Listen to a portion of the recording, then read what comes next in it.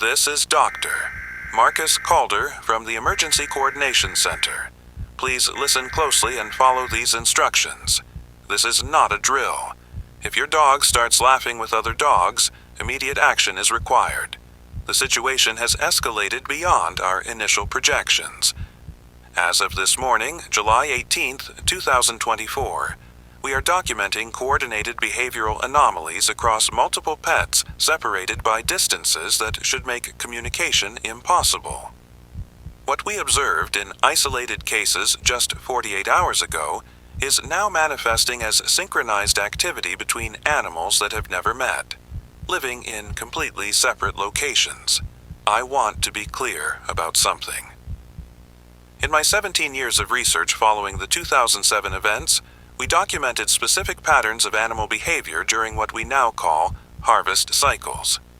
Those patterns followed predictable stages, occurred within expected time frames, and affected specific bloodlines we had carefully cataloged. What we are seeing now defies every model we built from that data. These animals are not just responding to the same stimulus, they are actively coordinating with each other across impossible distances. The first multi-animal incident was reported yesterday at 3:17 a.m. by the Yamamoto family in Pine Valley. Kenji Yamamoto called our emergency line to report that his 3-year-old Shiba Inu, Mochi, had begun what he described as laughing in harmony with invisible friends. When our field coordinator asked him to clarify, Yamamoto said his dog was sitting in their living room, facing the north wall, producing the distinctive euphoric laughter we documented in yesterday's briefing. But Mochi would pause, as if listening, then resume laughing in a different rhythm. Yamamoto said it sounded like his dog was taking turns in a conversation. 20 minutes later, we received identical reports from families living 8 miles north, 4 miles east, and 12 miles south of the Yamamoto residence. All of their dogs were facing the same direction, laughing in the same rhythmic pattern, pausing at the same intervals. Mrs. Chen, whose border collie was participating from the east location, described it as, like they were all in the same room together, but we can't see the other dogs. When we asked families to move their pets to different rooms, the animals would reorient themselves, always maintaining the same directional facing, always keeping the same rhythmic pattern. Dr. Jennifer Reeves from Quarantine Facility Alpha contacted me this morning with a report that shook me to my core.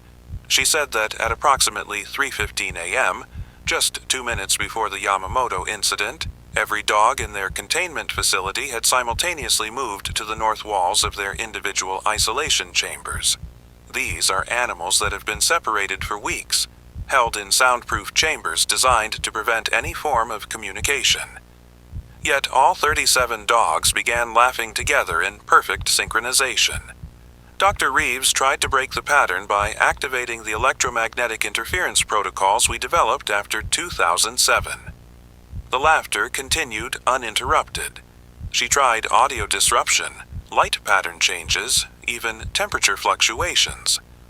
Nothing affected the behavior. She said the most disturbing part was that the dogs seemed aware of her attempts to interfere.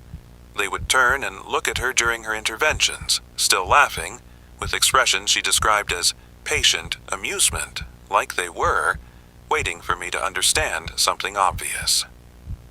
Later that morning, we received a call that made our worst fears reality.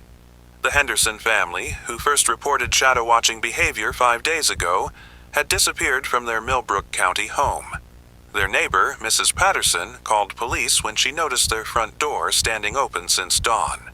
Officers found clear signs of hasty departure, breakfast still on the table, car still in the driveway, but no signs of struggle or forced entry.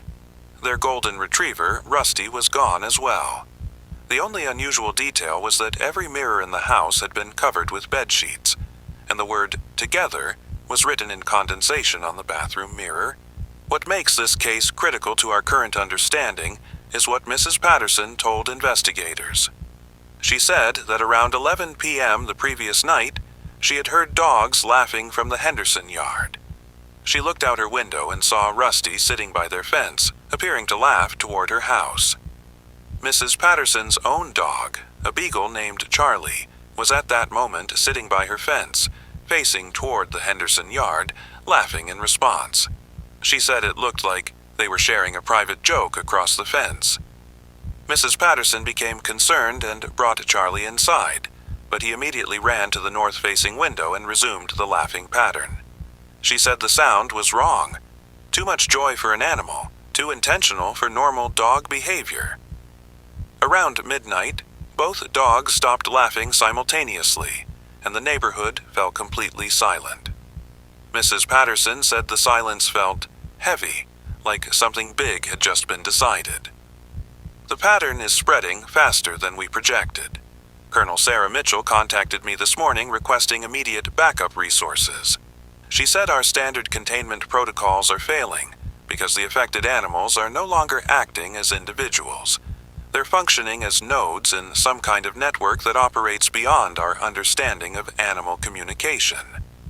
Agent David Cross from the Federal Task Force provided an update that confirms our darkest suspicions. His teams have documented coordinated incidents across 7 counties, all following the same pattern. Families with laughing dogs receive visits from other families with laughing dogs.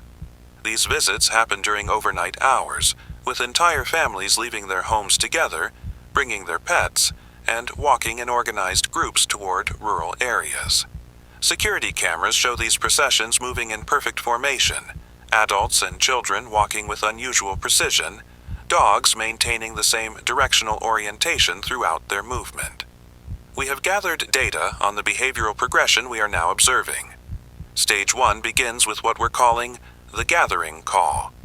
Dogs in a geographical area beginning synchronized laughter patterns while facing the same direction. This typically occurs between 3 and 4 a.m. and lasts for approximately 45 minutes. During this stage, pets cannot be distracted from their participation and show no response to food, toys, or human interaction. Stage 2 involves proximity seeking. Families report an overwhelming compulsion to bring their laughing dog outside, often describing feelings of needing to find the others or complete the circle. Affected families describe this compulsion as protective rather than threatening. They feel their dog needs to be with the other laughing dogs for safety reasons they cannot explain logically. Stage 3 is convergence. Multiple families with affected pets meet at predetermined gathering points, usually open areas like parks, fields, or parking lots. Witnesses describe these gatherings as eerily organized, with families arranging themselves in specific patterns while their dogs continue synchronized laughter. The human participants report feeling calm and purposeful during these events, describing the experience as finally understanding what our dogs have been trying to tell us. Stage 4 is departure. Entire groups, families and pets together, begin walking toward rural or wooded areas. They move in organized formations, maintaining specific spacing between groups, with dogs leading the direction of travel. Security footage shows these processions moving at exactly the same walking pace, stopping simultaneously for rest breaks, and resuming movement with precision that suggests external coordination. Based on current evidence, I am issuing the following emergency safety protocols. If your dog begins laughing in the pattern we have described, do not bring them outside under any circumstances. The compulsion to take your pet to meet other affected animals will feel natural and protective, but you must resist this impulse. Families who have participated in gathering events have not returned to their homes. Secure all exits from your house and ensure that other family members understand they should not open doors or windows for any reason during overnight hours. Affected families report that the compulsion to join gathering events feels like an urgent need to protect their pet, but resisting this compulsion is critical for your safety.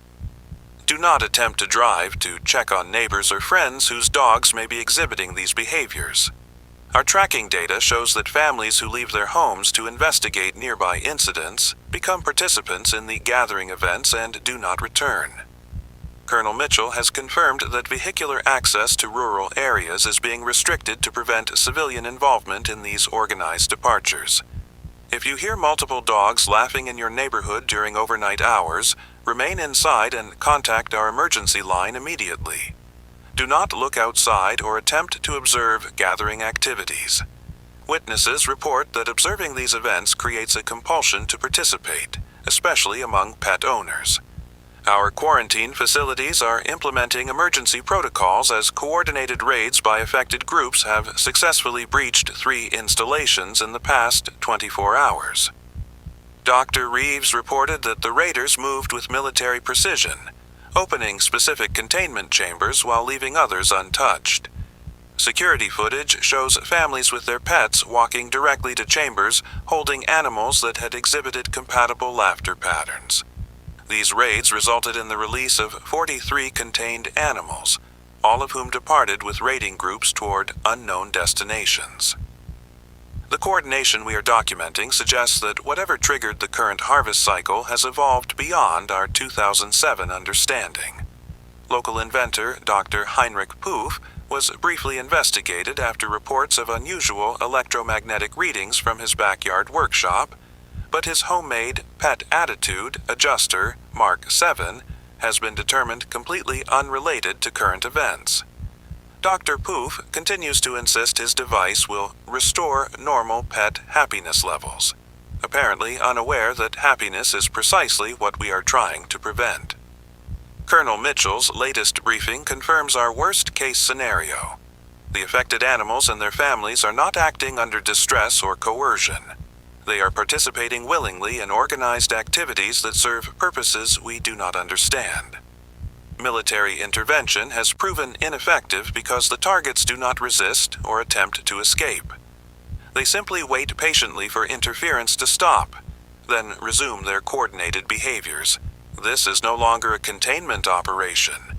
Whatever called them during the 2007 harvest cycle has learned from our 17 years of preparation. It has adapted its approach to account for our quarantine protocols, our tracking systems, and our understanding of the phenomenon. The affected animals are not trying to escape from us. They are trying to collect the pets we saved from the original harvest. I need you to understand that the families participating in these gathering events are not victims in the traditional sense.